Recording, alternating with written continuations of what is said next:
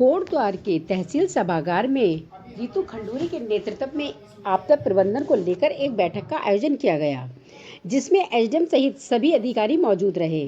बरसात के मौसम को देखते हुए आपदा से निपटने की तैयारियों की समीक्षा बैठक की गई।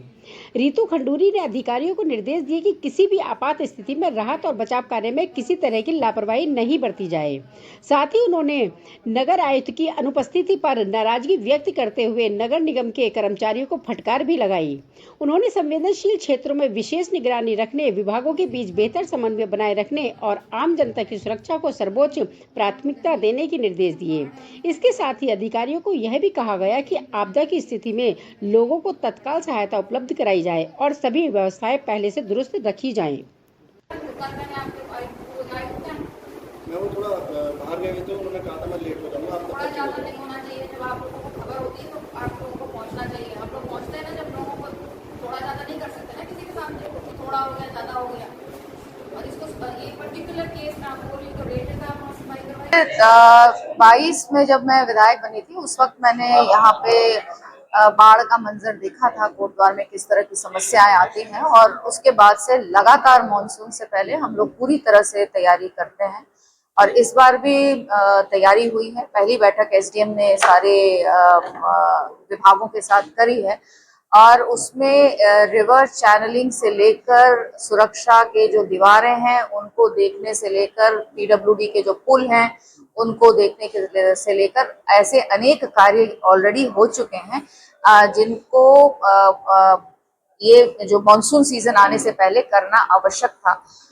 जैसे पुलों का निरीक्षण हुआ है, जो हमारी बाढ़ सुरक्षा दीवारें लगी हुई हैं उनको निरीक्षण हुआ है। कहाँ पे ब्लैंक्स हैं, अभी भी कुछ कुछ ऐसी जगह है जहां हमको उनको थोड़ा सा ठीक करना है, इम्प्रूव करना है, कहीं गैप है उसको भरना है, इस तरह का कार्य। फिर आपने जैसे देखा होगा, मैं ध्रुवपुर भी पहुंची थी और वहां पर हमने जो जाला होता है उससे वहां पे सुरक्षा दीवार लगाने की बातचीत की है, ताकि उस वाले इलाके में जो सूखों का मूवमेंट होता है वो उससे बच सके। रिवर चैनलिंग की आज बात हुई है कि डीएम साहब से भी बात हुई और सीएम साहब से भी बात हुई, और ये बात क्लैरिटी से सीएम साहब ने डीएम साहब को भी कहा है कि हम को ये सुनिश्चित करना है कि चैनलिंग पहले हो।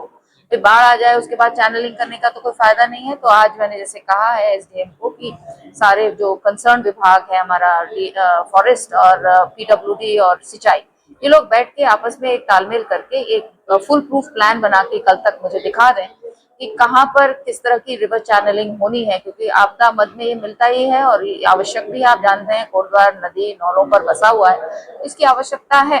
फिर बिजली का भी हमने अभी जैसे आपने देखा रिव्यू किया। पिछली बार बहुत सारी समस्याएं आई थी, कुछ हमारे बड़े बड़े जो टावर्स थे वो हिल गए थे, तो इस बार सुरक्षित करने का उनको प्रयास किया है।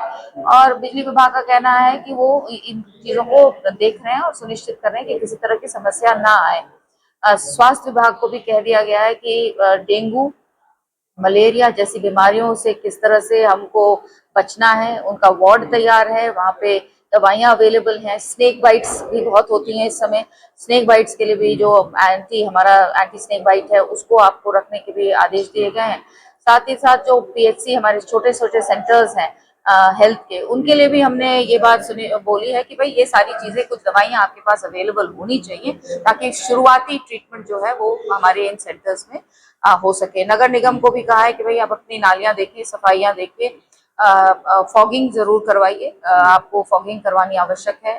ब्लीचिंग पाउडर अधिक से अधिक जगहों पर डाला जाए ताकि लोगों को किसी तरह की समस्या ना हो।